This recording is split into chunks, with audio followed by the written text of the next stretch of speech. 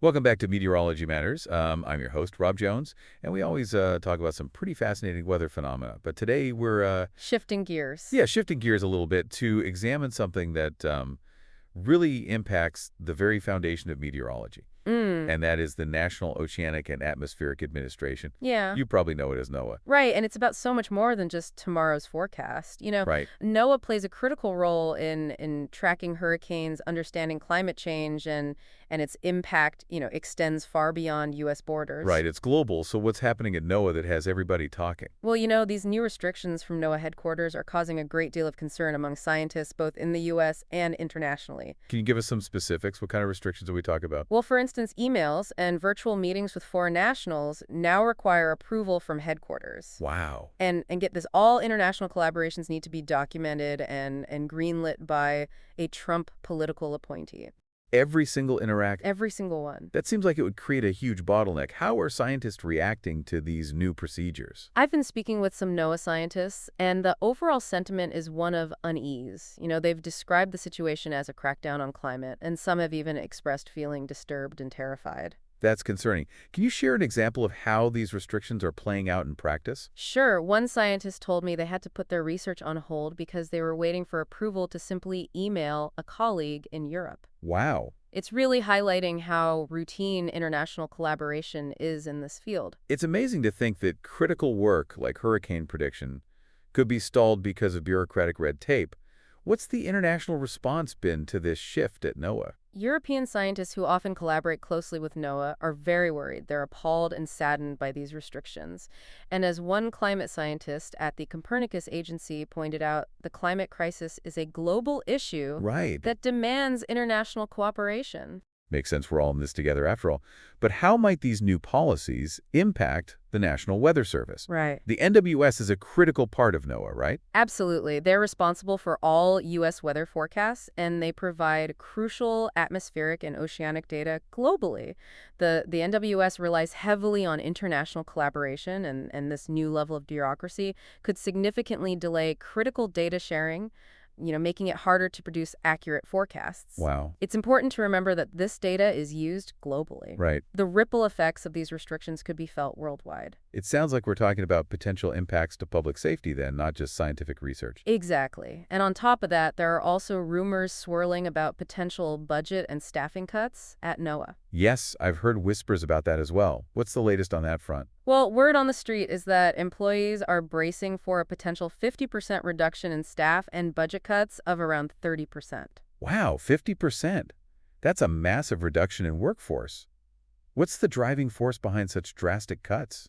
Well, it appears there are multiple factors at play here. Russell Vogt, the architect of Project 2025, has been pushing for substantial budget cuts across the government, including a proposed 38% cut to NOAA. What is Project 2025 and why is NOAA being targeted? Project 2025 is a plan focused on shrinking the federal government. Vought wants to curb what he calls excessive mission creep and halt what he calls steadily increasing climate extremism within the department. So he sees NOAA's work on climate change as extraneous.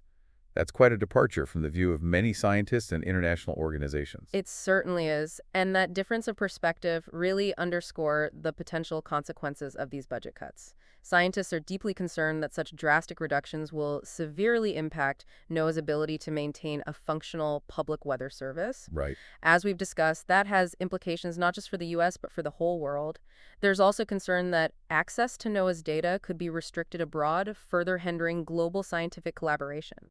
It seems almost unbelievable that at a time when understanding and addressing climate change is more urgent than ever, we'd be talking about dismantling the very organization tasked with doing so. But it seems there may be even more to this story. I've heard rumblings about a push to privatize the National Weather Service. You're right. That idea has been gaining traction among some policy experts within the Trump administration. Privatizing a crucial public service like the National Weather Service, that sounds like a pretty radical proposition. It is. However, it's important to point out that a recent study found that the National Weather Service provides a staggering return on investment for the American people. For every dollar invested, it generates $73 in value. $73 for every dollar invested. That's an incredible return. Why would anyone want to tamper with a system that's clearly providing such immense value? It's a valid question, and many people share your concern, including Greg Carbon, the former chief at the Forecast Operations Branch for the NWS's Weather Prediction Center. He has been very vocal about the potential dangers of privatizing the NWS, emphasizing that weather and climate services are an essential safeguard for our nation's security, economy, and well-being. So we've got budget cuts looming the specter of privatization, and now this talk of mission creep and climate extremism. Feels like there's a real tug of war going on over the future of NOAA. You're hitting the nail on the head there. And just when you think it can't get any more complicated, enter Elon Musk and his Department of Government Efficiency, or DOGE as it's known. Doge like the meme. This can't be real, can it? It's very real, I assure you. And DOGE has been making its presence felt within NOAA. They've taken control of internal websites, removed pages related to diversity and inclusion, and are currently gathering information on programs that might clash with Trump's executive order on diversity, equity, and inclusion. Wait, so they're actively scrubbing diversity initiatives from NOAA. That's a whole other conversation we may need to have in a future episode. But what about NOAA's scientific mission? How is DOGE impacting that? There are reports that NOAA staff have been asked to compile a list of all climate-related programs the agency runs or funds, which is definitely raising eyebrows. Some people see this as a sign that DOGE might be shifting priorities away from climate research. This is all starting to feel like something out of a science fiction film. A government agency under immense pressure, mysterious new players, pulling strings, the fate of the world hanging in the balance. But in all seriousness, this is deeply concerning. What does all of this mean for the future of international collaboration on weather and climate research? There's a palpable sense of anxiety among European scientists who collaborate with NOAA. They're worried about the potential disruption to data sharing and research partnerships.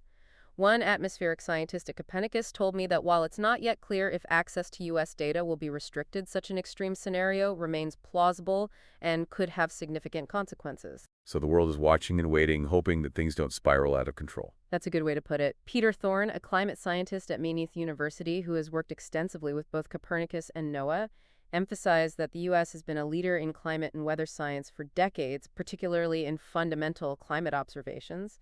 He pointed out that if NOAA were to go dark, it wouldn't be an existential crisis for the field, but it wouldn't be pretty. It would be a significant setback. This episode definitely took a more serious turn than I anticipated. We started out talking about the fascinating world of meteorology, and now I have to admit, all this news has me feeling a bit stormy. I'm sure our listeners are feeling it too. We've covered a lot of ground, but there's still much to discuss. We've only just scratched the surface. Exactly. We'll dig deeper into the potential impacts of these changes and what they might mean for our ability to predict and prepare for future weather events and climate change in Part 2. Don't go anywhere, folks. We'll be right back after this. Welcome back to Meteorology Matters. Before we went to a break, we were discussing some pretty significant changes happening at NOAA. Right. And it's a lot to process. Yeah, it is indeed. We've talked about, restrictions on communication, possible budget cuts, and even the potential for privatization. And, the scientific community is really feeling the impact of these shifts. It's clear this is a complex situation, but let's try to break it down.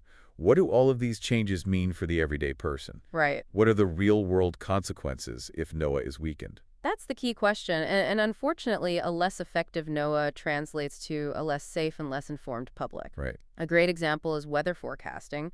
The National Weather Service, which is part of NOAA, provides the forecasts that keep us safe during severe weather events, such as hurricanes, tornadoes, and blizzards. It's true. Those warnings are lifesavers. And I always tell people, don't mess with your local meteorologist. We're the ones telling you to take cover. You're absolutely right. Those warnings are vital.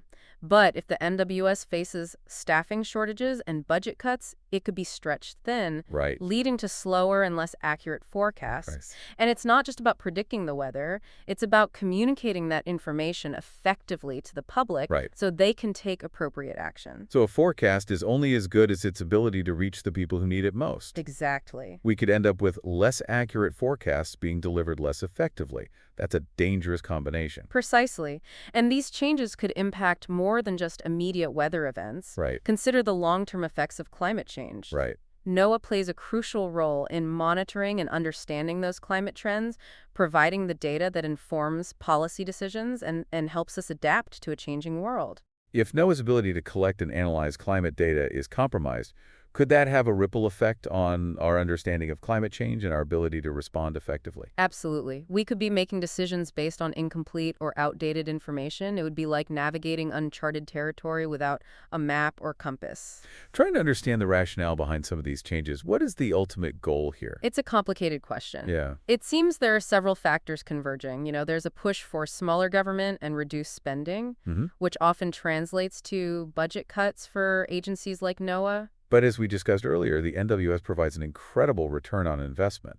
It doesn't seem logical to cut funding for a service that provides so much value. I agree, but we also have to consider the ideological component.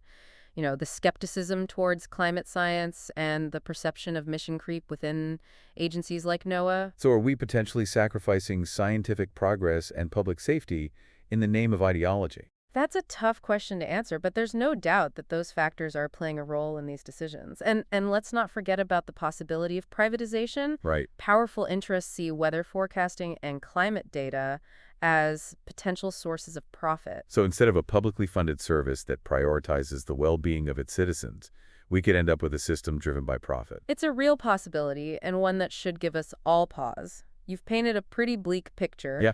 but are there any potential upsides here? Could this period of upheaval lead to any positive outcomes? It's a good question. There's always a chance that this could force NOAA to find new efficiencies and become more innovative in how it operates. Right. This restructuring could lead to a streamlining of processes or a renewed focus on core missions. It's certainly possible, and it's important to remember that the scientific community is resilient and resourceful. Yeah. Scientists are deeply committed to their work, and they will find ways to continue advancing our understanding of weather and climate, even in the face of obstacles.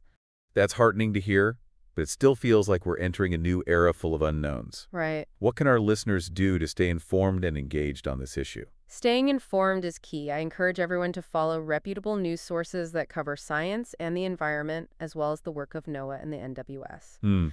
There are also advocacy groups working to protect these institutions and ensure that science continues to inform policy decisions. And of course, you can always tune in to Meteorology Matters for updates and in-depth discussions on these very topics. Absolutely. But what about more direct action? Can listeners make a difference beyond just staying informed? Absolutely. Let your elected officials know you support NOAA and its mission advocate for robust funding for the agency and oppose any efforts to privatize the National Weather Service. So pick up the phone, write an email, make your voice heard. It really can make a difference. It absolutely can. And don't underestimate the power of collective action.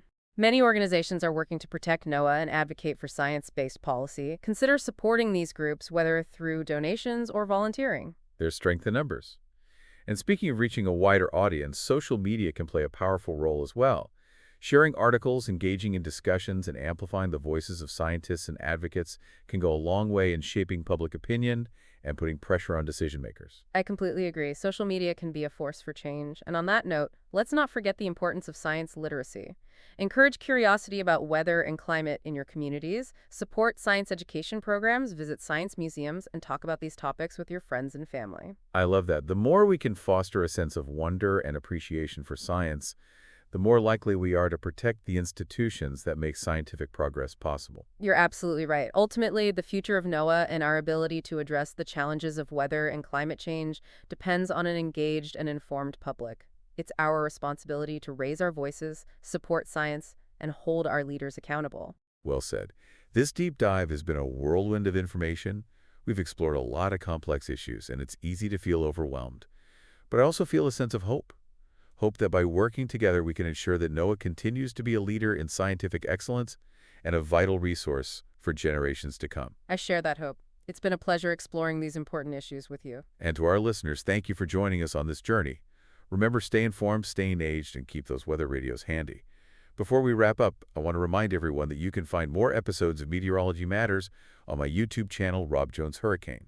And don't forget to follow me on Instagram and TikTok for more weather insights. You can find me on Instagram at Meteorologist and on TikTok at TV Meteorologist. We'll be right back after this. Welcome back to Meteorology Matters, everyone. This is part 3 of our in-depth look at the challenges and uncertainties facing NOAA. It's been a thought-provoking discussion so far.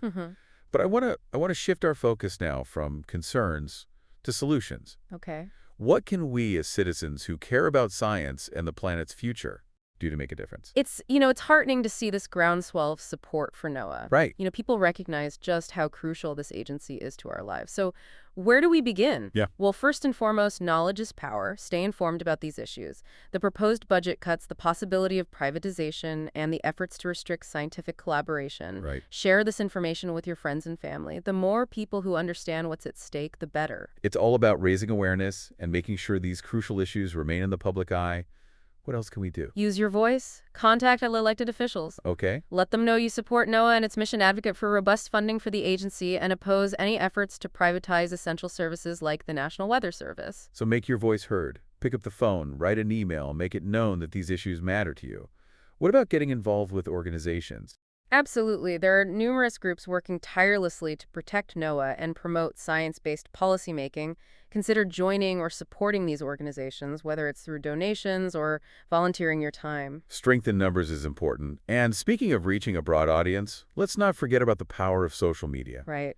Sharing articles, engaging in discussions, and amplifying the voices of scientists and advocates can go a long way in shaping public opinion and influencing decision makers. Social media has definitely become a force for change. Yeah. And while we're talking about shaping public opinion, Right. let's also consider the importance of science literacy. Okay. Encourage curiosity about weather and climate in your communities. Support science education programs, visit science museums, and start conversations about these topics with the people around you. I love that idea.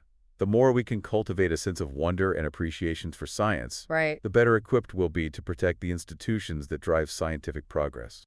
I couldn't agree more. Ultimately, the future of NOAA, and indeed our collective ability to address the challenges of weather and climate change, hinges on an engaged and informed public. Right. It's up to all of us to use our voices, support scientific endeavors, and hold our leaders accountable. It's been a whirlwind of a discussion covering a lot of complex territory, but amidst the uncertainty and concern, I'm also feeling a sense of hope.